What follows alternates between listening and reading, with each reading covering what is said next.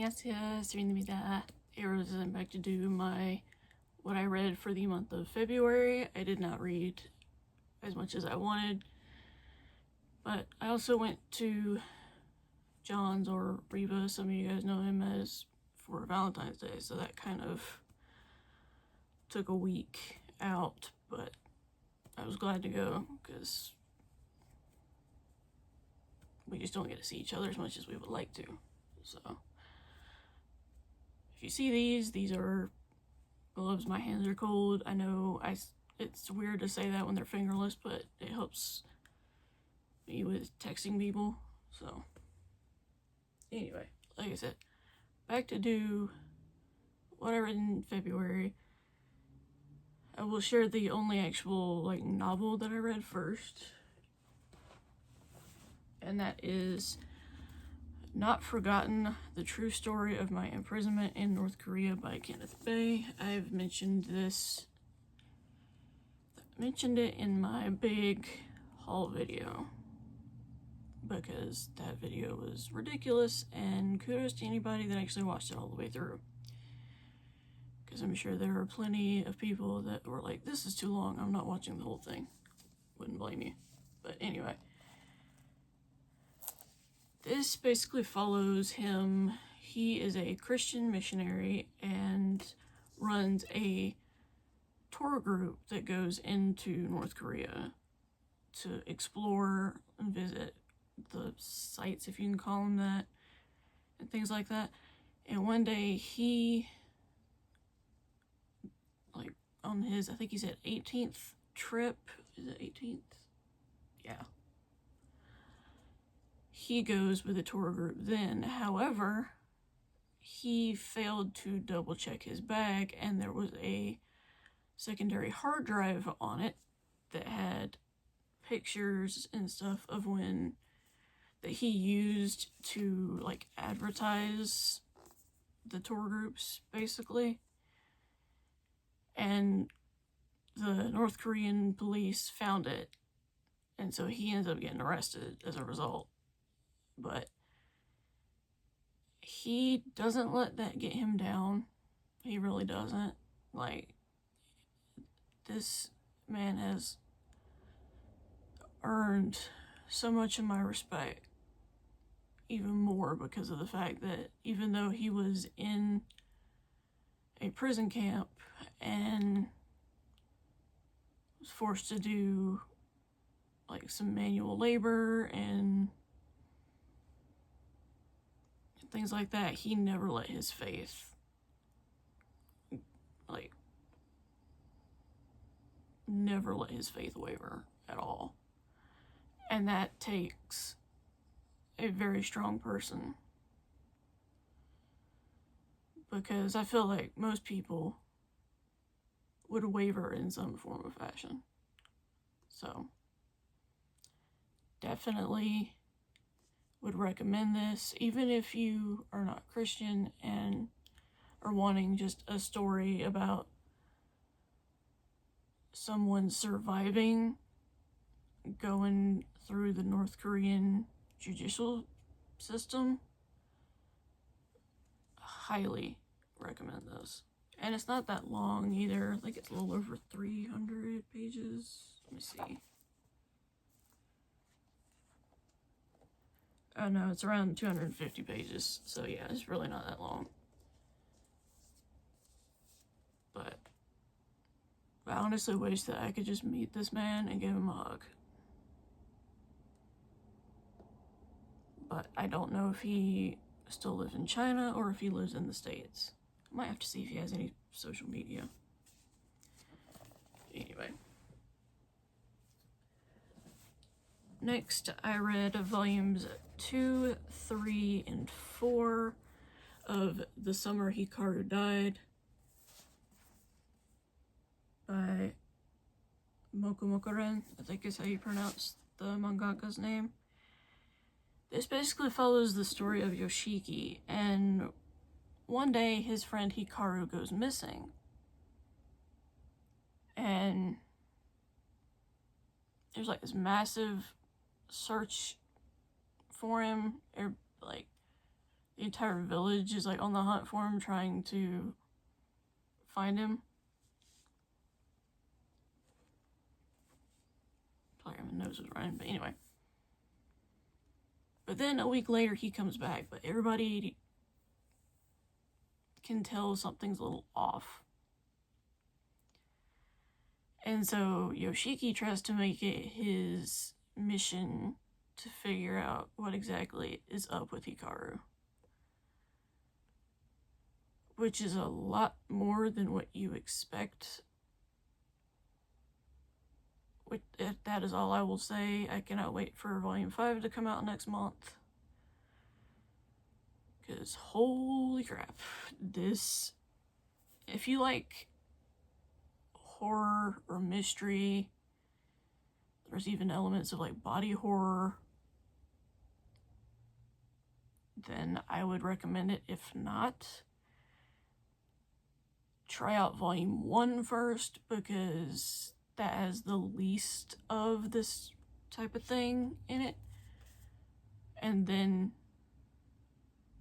if you liked Volume 1, keep going. Because I myself am not someone who likes a ton of horror in books. But I think the mystery element of this is what kept me going back to it.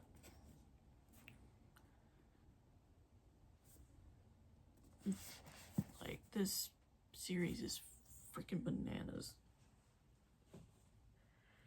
Next, I have a funny one. This is by the author Ayami Kazama, and it is I Don't Know How to Give Birth. This is like an autobiographical manga where it's following her life as she's dealing with the effects of pregnancy and, well, getting pregnant, pregnancy, and then becoming a mom. It's a really interesting story. I like that you can also get the husband's perspective a little bit in between the chapters. I thought that was a nice touch, because most of the time that's not a thing. So,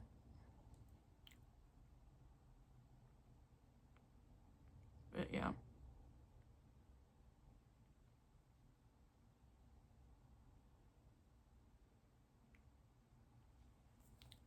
This is one I just found randomly when I was at John's at a used bookstore, and I was like, I've never heard of this, and the premise behind it seemed kind of funny and lighthearted, and there are certainly elements of that, but it can also be rough, especially in the her getting pregnant part.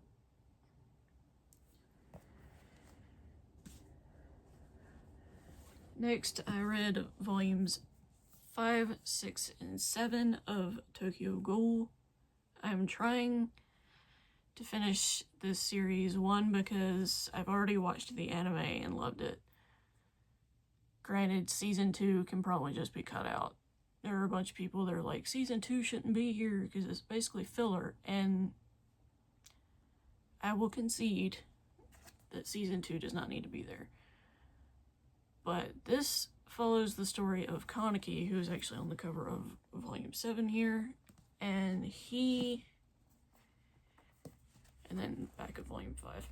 He basically lives in a world where ghouls basically live among humans, and they can't eat normal food. They have to eat human flesh to survive.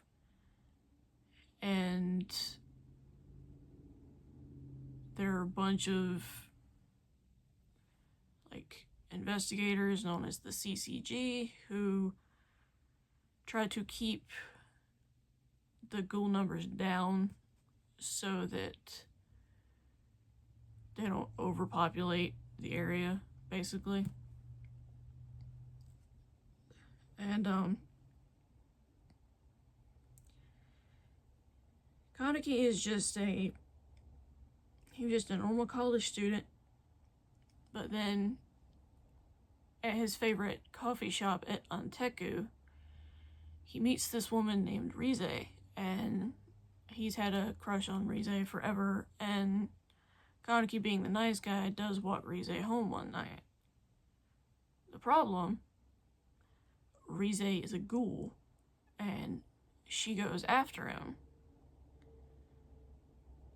And this all happens, like, super early, and is part of the plot point as to why Kaneki is the way he is. But he flees to a construction site, and there a bunch of metal beams fall on Rize and kill her. And there's a doctor that comes in and implants her organs into him, so he's a half-human, half-ghoul hybrid. So it's very odd in that sense. So he ends up becoming a one-eyed ghoul, which in their world, one-eyed ghoul equals the one-eyed king, or the head of ghouls, and Kaneki is definitely not that at all. He is just trying to live peacefully among humans, and it's part of the reason why he wears the eye patch over his eye, because he doesn't want that to be like his eye when he gets super like on edge or has a surge of adrenaline. He doesn't want people seeing that his eye goes red, basically, because that's one of the tell signs for a ghoul, is the red eye. But reading 5 through 7, it just reminds me that Kaneki goes through a lot. He does. He lost his father when he was young, and his mom had to take on multiple jobs to keep the two of them financially secure. And then his aunt bugged his mom for money for different things, and the mom couldn't say no. And eventually his mom literally worked herself to death. And it just gets even more rough for Kaneki, and I'm just like, good grief. Okay. Next, I decided to finally start Oshinoko. I have Volume 1, Volume 2. I have 3 through 7 that I plan to continue. What to say about the series that isn't technically a spoiler?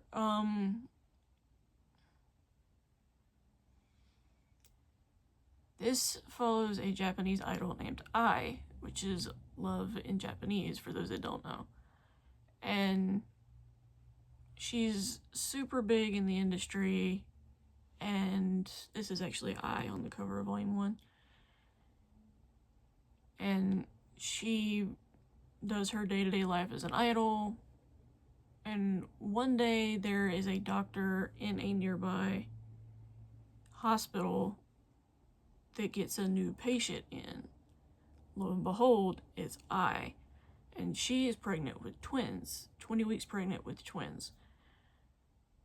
And she's kind of having to keep her pregnancy on the down low, because in idol culture, if an idol were to get married or have kids, their popularity would just go straight down. And K-pop is kind of the same way, honestly, which I find stupid. But, so he helps Ai throughout the appointments, and the doctor, when she goes into labor, says to her, I literally live right down the street. If you need me for anything, call me. My phone will not be on silent. So just call me whenever you need me. And she's like, okay. So he is on the way home, but then gets attacked and killed. You learn later who it is. I'm not going to say who, just because of spoilers. But he ends up getting killed, and gets reincarnated as the son of her twins.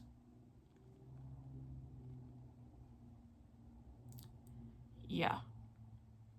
And then there's a young, like, 12-year-old girl that's a big fan of I. But she had passed away before I was pregnant. Like, she was one of the patients the doctor was looking after. And then she gets reincarnated into the daughter, Ruby.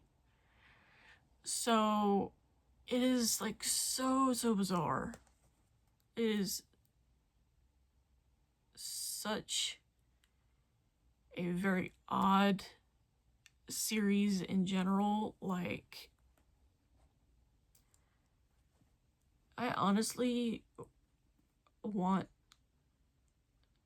to talk to the mangaka about the process of writing a series like this, because it's just so off the wall. But like I said, I do have 3 through 7. 3, 4, and 5 were actually a gift from my friend Dan from Discord. So Dan, if you're watching this, thank you again. Because I wanted to continue the series. He said he was getting rid of those because he wasn't as big of a fan of the series. So he was kind enough to give me those. Excuse me. And the last 2 that I read in the month of February is Attack on Titan For the Fall 2 and 3. This followed excuse me.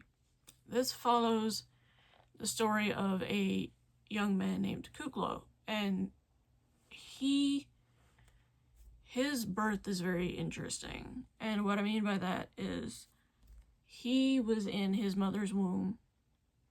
She was a part of the, like, Titan cultists in the walls. And one day a Titan breaks through and basically eats a bunch of the cultists. And Titans can't digest humans at all. They have no way of, I guess the best way I can put it is they don't have the organs to basically excrement. Just putting it that way. So when his mom gets eaten, not long after she got eaten, because the Titan had gotten too full, because they don't digest, they puke up what they've eaten, basically, and she's in there. And the weirdest thing, Kuklo somehow survives being eaten by a Titan. And he gets the nickname the Titan Son as a result, because of what happened. And so many people treat him like he is a freak of nature and shouldn't be around, and they just really treat him bad. And he ends up, this is in the first volume, ends up getting sold to basically a man that's high up in wealth to be a punching bag for his son. And that's all I'll say as far as that goes. But this continues, volume 1, and he is just bound and determined to see a Titan face to face, because he wants to know why exactly they call him Titan Son, and also wants to know, like, where he came from and things like that. So this series just makes you feel really bad for him, honestly. I don't know how many are in this how many are in this particular branch off. I know there's at least 6. There might be a 7 coming out, I don't know, but definitely would check this out. This takes place before the events of the original Attack on Titan. Let me see. How far does it say? I want to say they said it was like 70 years. Okay, so 70 years before Eren and Mikasa started their journey. But that is all that I have read for the month of February. One book that I hope to get to in March is Betty White, If You Ask Me. And of course you won't. So I want to get to this one. It's not that thick, so it won't take me that long. And then as far as like the manga goes, that's going to be up in the air because I'm a mood reader. I just read what I want, basically. So yeah. Hopefully you guys enjoyed. Let me know down below some things that you guys read in February, and if there are things that you are wanting to get to in March that you've either put off for a while or something you've gotten recently that you're like super excited about. I would love to know. And with that, I will talk to you guys soon in another video at another time. Bye, roses. Annyeong.